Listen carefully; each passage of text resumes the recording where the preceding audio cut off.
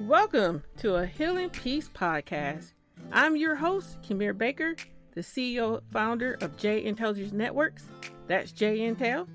Our podcast is your go-to source for empowerment and holistic well-being. Each episode is dedicated to nurturing a positive mindset, offering strategies to heal and transform the whole person. Join us on this journey to find balance, resilience, and true inner peace. Welcome back, ladies. I hope you had a good week last week and was pondering a little bit on all that wonderful information about habits. Well, as you can already tell in the interview previously, Dee Ann started writing down things and wanted to dig a little bit deeper, so she beat me to the gun. And of course, we're back. We're ready to keep talking about these habits and going in a little bit more detail. So, Dee Ann, welcome back to the show. Thank you. I'm so glad you're giving me an opportunity to talk about this a little bit more. Of course, of course. And why don't you allow our listeners to know just a little bit more about you? Who are you? What do you do? Why do you keep coming back? So I'm a wife of 34 years. I have 3 kids and 3 grandkids. I suggest everyone start with grandkids. It's a lot more fun. I've recently become a professional counselor after having been a life coach for about 5 years and realized I wanted more training. I just wanted to be able to offer more. So I went ahead and have become a professional counselor so I can do the same kind of things that you're wanting to do, which is bring hope and healing, wholeness to all the people that are looking for it. Yeah. And of course, that's why we get along so well. We're definitely very mission and purpose focused in that way. And it's been an honor to me to have you and to be able to prick your brain. And that's why you're back, because we're going to get some more information out of you. So thank you. You're welcome. Yeah, someone asked me the other day, like, did you go to the South? Why do you sound so Southern? Yeah, you did, didn't you? Yeah. I said it comes when it wants. Anyways, I didn't grow up in the South though. So let's keep talking, because I know where we left off. You wrote some things down about perfectionism, because we were talking about perfectionism in the context of being kind and compassionate. And one of those areas that it kind of creeps in is perfectionism, to the point that we cannot be kind and compassionate to ourselves. So go ahead and provide us a little bit more information of what is going on with that perfectionism and how is it keeping us in this habit mindset and keeping us from attaining the goals that we want to achieve. So you mentioned perfectionism last time, and it's really such a great way to use, a great idea to use as an example, because it's not tangible, but it drives many of our thoughts and our feelings and the things that we do or don't do with this. I'm going to call it a habit of perfectionism. And just like in a brief review, if you think of a habit as a system, it's got 5 parts. It's got the fruit, which is what shows up in the outside world, but it's also got the branches, which are our thoughts. It's got the sap, which are our emotions. It's got the trunk, which is like our body that carries about the habit. We become embodied. It becomes embodied in us. And the roots of the tree, which are the beliefs of the habit system. And just like a tree has to have the roots, the trunk, the sap, the branches, and the fruit to be a full functioning fruit tree, a habit system has beliefs. It's embedded in your body. It has thoughts, emotions, and all together those produce the fruit, whether it's the behavior that you want to see or behavior that you don't want to see. Either way, it's a system that all comes together.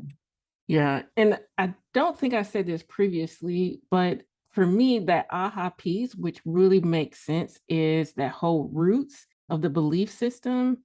And when you think about roots, that's the life, that's what helps it to keep growing. And if you deroot it, it dies.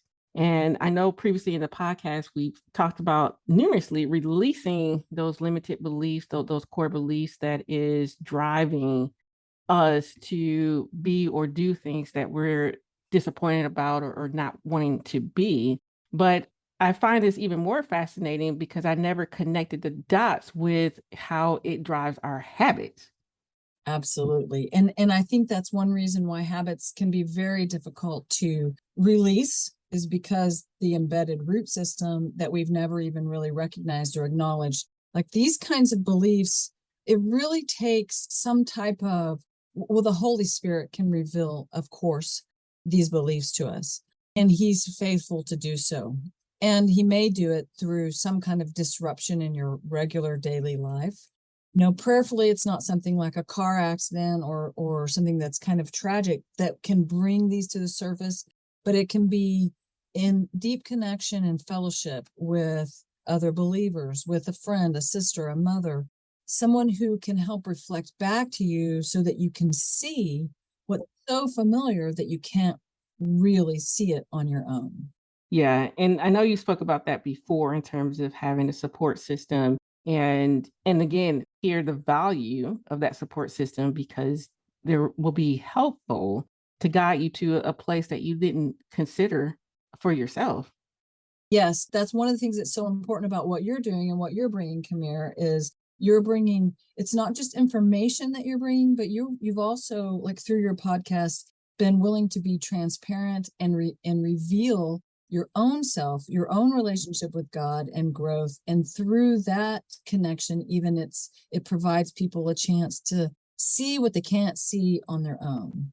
Very true. And I'm grateful that, as you noted, within those relationships, as well as who God is, that He's so sweet to provide a mirror, right?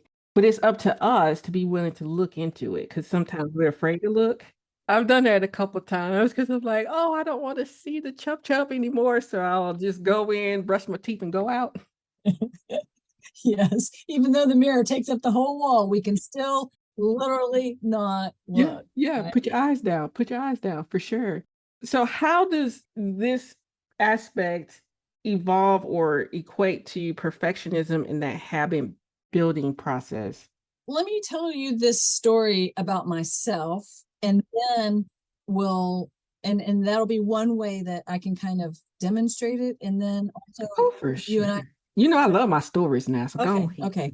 Well, I started life coaching back in 2017. And what I did not know was there's two parts of being a coach. One is the actual skill of knowing how to help people go from stuck to unstuck, go from trapped to free, to go from I don't know what I want to discovering what I want. Like there's the skill of coaching, but there's also the building a business of coaching. And I never really understood that second part and how important it was to the first part. Somehow in my mind, people were just there. I didn't have to market or go find clients. And so, in the process of recognizing, oh, I need to build some business skills and I need to find a way to create clients, I need to find a way to put myself out into the world in a visible enough way people can see me, that they'll recognize there would be value in working with me and that they'd be willing to invest in themselves enough to work with me. Oh, that was a big one to swallow because I kind of like hiding in my room.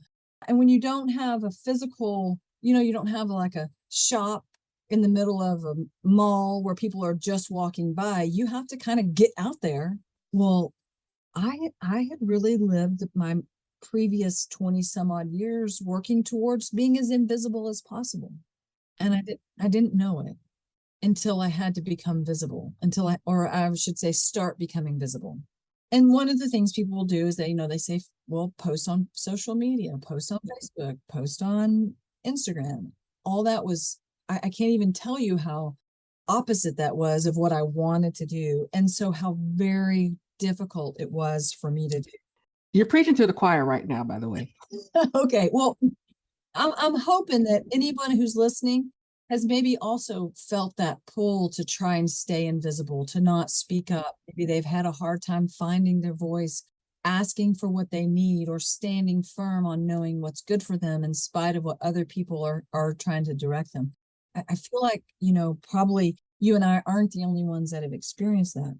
So in the process of needing to go from invisible to visible, there's been lots of pieces that the Lord's brought to me and helped me with. But recently, what's happened was I've had this memory that has bothered me since I was 21. So I'm about 56 now. So I don't know, that's some math, 30, let's say 35 years. So this memory that of this event that happened in a split second, but somehow within that split second, something was changed inside of me in a way that I described it as I felt like I lost my joy. Mm. This was not a traumatic incident. I was literally just walking outside feeling very full and overflowing with the love of God, the beautiful sky and stars, and just so energized by the goodness of God. And the person that I was walking with was not in the same place. They were dealing with something rather difficult for them. And I just made this comment. I just said, "Oh, doesn't it all just make you want to run?" Even though I'm not a runner. And this person that I'm walking with that was not in the same place that I was like, "No, like, how could you even feel that way?" Because their experience was so strong for them. But in that split second, something happened in me that it changed and literally has impacted me for 35 years. What I didn't know what it was. All I thought was I've lost my joy. And I've asked the Lord like 100 times, "Lord, I'd like to regain my joy. Can I have my joy back?" And so recently in an EMDR therapy session, which is one of the reasons why believe so much in EMDR, is the way that it works with us as humans. I think a lot lines up with how God works with us. But through an EMDR session, I realized that in that split second of experience, the belief got implanted in me that said, it's not safe to be me. So that translated, it's not safe to speak out loud. It's what's really inside of me. It's not safe to express my emotions. It's not safe to be seen. And therefore, a habit of becoming invisible began on those roots, that belief that it's not safe to be me. Now, if you take that root belief, it's not safe to be me, and you try to combine it with trying to be visible and saying things on social media or on podcasts out loud where other people can hear it, they're in direct opposition. And the roots are always going to beat the fruit. The roots come first, right? Can't have the fruit without the right roots. Through the process of that therapy session, I was able to process. Last time we talked, you talked about our ability to process the thoughts and the emotions that were surrounding that split second in time, and have installed in me through experience the new belief that says it is safe to be me. I know it sounds so simple, but I'm sure that I'm not the only one that's had things working in the behind my scenes, embodied deep in me, that have impacted my decisions, my ability to do things or not do things. So this example, once I was able to adopt the new belief, I suddenly did the whole Facebook series on habits. I was wondering why you was Facebooking. Yes, I was able to see, attached to that belief, I was able to see that it's not okay for me to be wrong. It's not that I had to be right, but it wasn't okay to be wrong. And you did a great job with the Facebook, by the way. Well, thank you. So there's several pieces that were attached to it, but it kept me from doing the things that I wanted to do because the root said I can't be seen, right? And so if I wasn't perfect, like everything had to be right, if I wasn't perfect, then I can't be seen, right? So perfectionism becomes like a tool or a veil to prevent you from being in too high risk situation, to what feels like protect your very survival. And one of the things that I'm grateful for you sharing in terms of your journey is that this was not a traumatic event. And sometimes I think what happens is that we overlook just our general interactions with people and how that influence our thought process. And so we may say, well, I wasn't being hit, I wasn't being violated, so I should be okay. Right. You try to rationalize it away. Right, because it didn't fall under this spectrum of something that's huge. And so we try to minimize the impact because we don't want to seem silly. Like, yeah, how could I get to this place just from having a conversation? She didn't say anything mean to me. She didn't cuss me out. She just said, I don't want to do it. Right. And think about a child who's bullied in school in sort of the subtle kind, not the beat you up kind, but the kinds like, give me your lunch money every day, or the kind that says, why are you here today? What are you wearing today? Those kinds of just subtle messages that says who you are is not okay. How does a kid who doesn't even have, 8, 9, 12 years old, doesn't have language say, Mom, he's being mean to me. He doesn't like my clothes. What? That doesn't, it doesn't equate to the damage that can occur inside in a moment. Not even like in my example, it wasn't even that other person's fault, but that belief. And that's why we talked about beliefs get implanted through experiences. So whatever was happening in me, I'm going to say God has an enemy, and one of the enemy's purposes is to keep me from knowing who I really am. If nothing else, there was a window to really come in against who I really am. Like, it's not safe to be you. It sounds like something the enemy would lie about. It landed without even me having words for it. I never even knew. I never even knew until recently. And I'm curious because this thought just came to my mind, which is with the perfectionism aspect, isn't that driven by it's not okay to be you? Wow. Yes, but it can probably, what would drive perfectionism might be different for every person. But yeah, that it's not okay to be you seems like it would be kind of a overriding essence of perfectionism. Yeah. And thus, because it's not okay to be me, then I'm striving to meet this level of expectation or this experience. I'm trying even harder to be these things. Yes, and then that's where the surrender piece comes in, because trying harder and striving harder leaves us with the example from last time of just trying to cut the fruit off the tree and wanting the whole tree to be different. Surrender says, well, for me in this example, surrender says, I'm going to be wrong and some people are going to know it. Surrender says, it's okay for some people to disagree with me. Or surrender says, I can be seen and I'm not going to die. That's a surrender, not a try harder.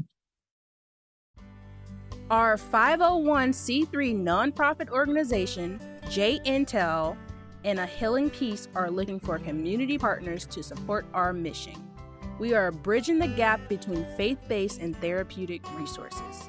Consider partnering with us. Go to jintel.org/donate and contribute. By contributing in this manner, you ensure that we continue to spread this inspiring and encouraging message. I was going to see if you'd be willing to maybe answer a few questions about perfection, but if you have something you want to say first, go ahead. Oh, no. Go ahead. Okay. All right. So you beautifully recognize that perfectionism is one of those tendencies that we have that keeps us from achieving what we want to achieve, or sometimes even trying what we want to even start out, and often steals our very hope. Oh, for sure. So it sounds like perfectionism is something that you have personal experience with. Oh, for sure. And I would imagine through this process of being a podcaster for 3 years, something you had never done, Yeah. you came up front, bust your nose on this desire to be perfect and finding it impossible to be perfect. Yeah, because our first audio, oh, it was terrible. It was like, what in the world is that? I had no idea about getting a microphone. I had no idea about how to edit the audio and to get all that noise out. And I breathe kind of heavy. So so I have my engineer kind of cut out my breathing. So you guys were like, why does she sound like Darth Vader? So you have all these things that needed to be perfect and critical of yourself when it's not perfect. Oh, for sure. And in the process over these 3 years, have you learned some things or some beliefs that were deep in you that have made it possible for you to continue on?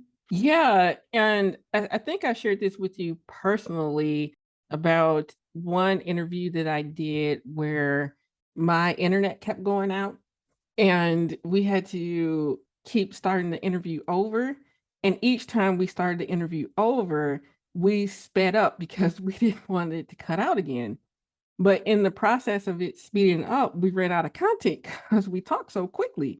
But in that moment, God placed on my heart a question that opened up this canopy of an incredible conversation, but it wasn't planned. I wasn't aware that that was the direction that we were going to go in. But in my natural perfectionism, I would have tried to maneuver or recreate or said, okay, well, let's record tomorrow when I can be more stable. But instead, we kept moving forward and I saw God work through those limitations. And in that time, that's when I was like, oh, I just need to relax.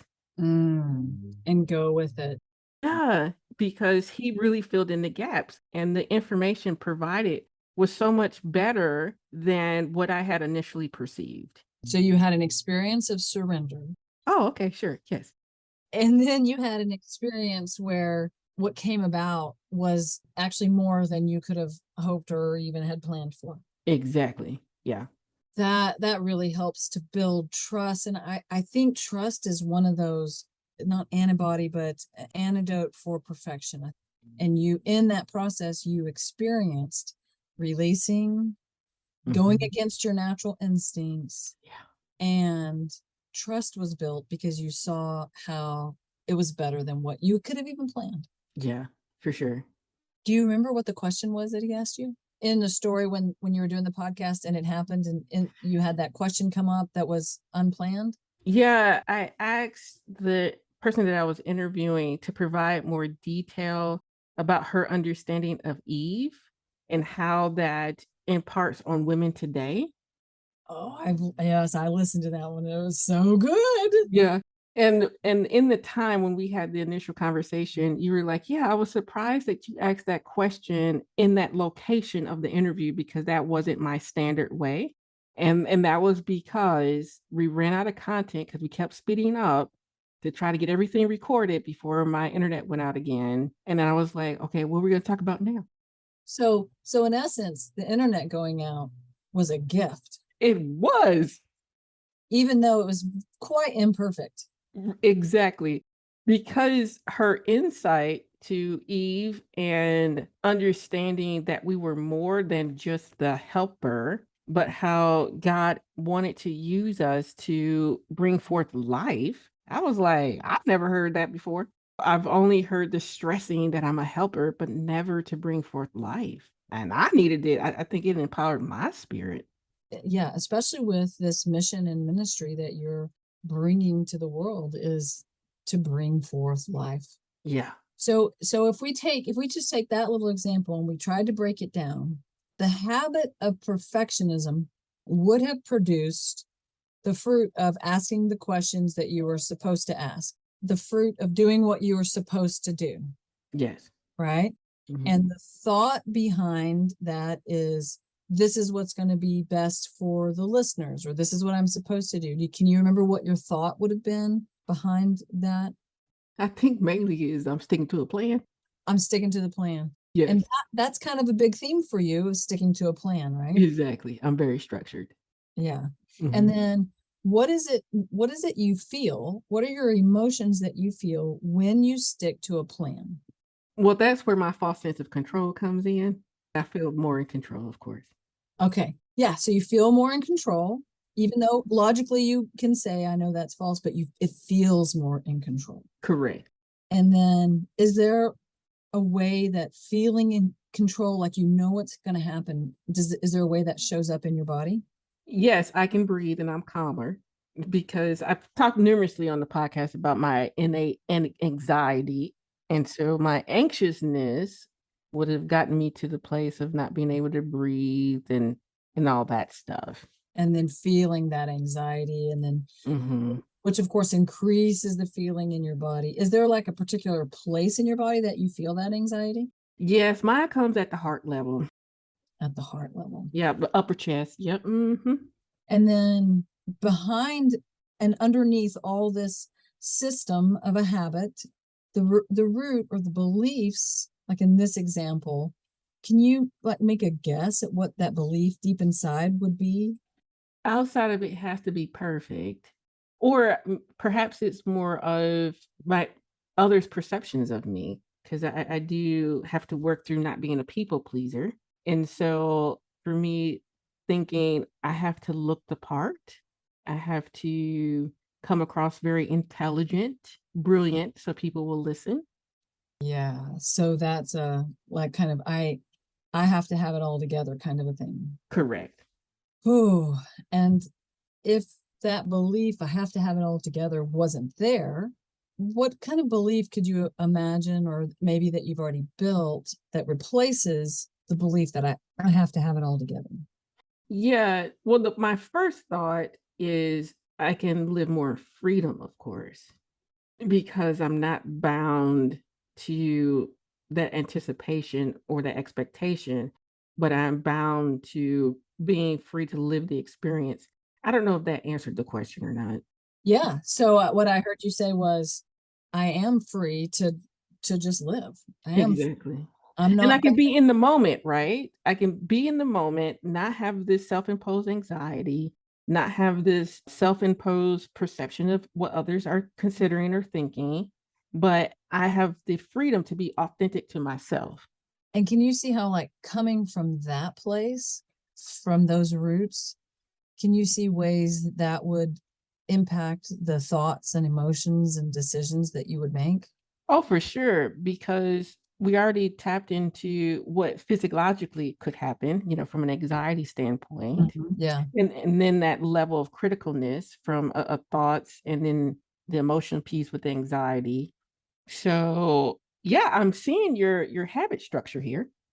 Yes. So thank you for letting that play out and be another kind of guinea pig, another way of communicating that a habit is not just a behavior, that there's so much built into most of the habits that we either already have and want to delete, or the ones that we're wanting to create. Yeah, and I'm grateful for us doing this to kind of, because as you stated initially, we're not aware all of this is going on. And you asking me these questions really pinpointed how this shows up. Yes, yes. And obviously we're doing it pretty quick. Luckily, I like to be asked questions because I can answer, but someone else may have taken a longer time. Yeah, well, and you've thought through all this before, so it wasn't like an exploration that you've never done before. But I love the picture of it because I feel like it just helps to emphasize being kind to ourselves and being compassionate to ourselves, that there's more going on behind a habit or bringing a habit in than we really know. Yeah. And the more you try to beat it in, the more it's like stepping on that tender tree trying to grow instead of nurturing it and giving it room and giving it a support. Maybe a support might look like a group, it might look like a counselor or a coach, it might look like a trusted friend, it might look like a disruption, like going away for a weekend, going to a retreat, those supports to protect that seedling that you're trying to grow in place of this habit system giant tree that's been there for 35 years in my example. Yeah. And I think too, what you've laid out as well is at the end of the day, we need help. Like this isn't something that we can will. And I've tried so many times to will things. And one of the things that we noticed is that, oh, yeah, I'm not going to be able to do this because I woke up today and said I'm going to be different. But I also want to provide some tools and insights for those who are on this journey and say, okay, well, what can I do differently so that I can start and be successful? And I want to highlight a couple things, and please fill in the gaps. You talked about being kind and compassionate, understanding that there's more involved. You talked about the language that we use and speaking with ourselves. You talked about having a disruption so that we are breaking that chain of pattern. And did I say already you talked about having a support group? Oh, I can't remember. if you said, but yes, that's important. Some kind of support. Yeah, increasing the ability to forgive yourself so you can start with slates and understanding that there's so much more involved than just the target behavior you're wanting to bring in or release. Right. And so is there anything else that I'm missing? Did we cover everything? Well, I could talk about this for probably another 3 hours. I think so. In general, we could just talk for another 3 hours. Yeah, for sure. I think that's going to cover it. And just, the scriptural process of what you plant is what you will grow. Planting takes time, so be patient. Right. Oh, and one other thing you talked about, and I didn't highlight, which is surrender. Oh, yeah, surrender. Yeah. And you can go faster when you surrender. Yes. It's one of the beautiful paradoxes of God. It is. So, and we know no one likes to be trapped forever. So we gave you a fast track there. Well, Dee Ann, I appreciate everything that you shared and giving us the opportunity to dig a little bit deeper into this and seeing how things are interwoven and interconnecting and letting us know that we're not crazy. And you're not a loser. Yes. And so if you want to go to ahealingpeace.com and you'll see Dee Ann's name, you can click on it and you'll be able to be taken to her page. I definitely encourage you guys to dig a little deeper and find things that work for you and also having the hope that things can be different. So until next time, we're going to do our tools and tips show. So much information. I'm probably going to be talking, but you're used to it. But until next time, you guys have a great week and I will see you then.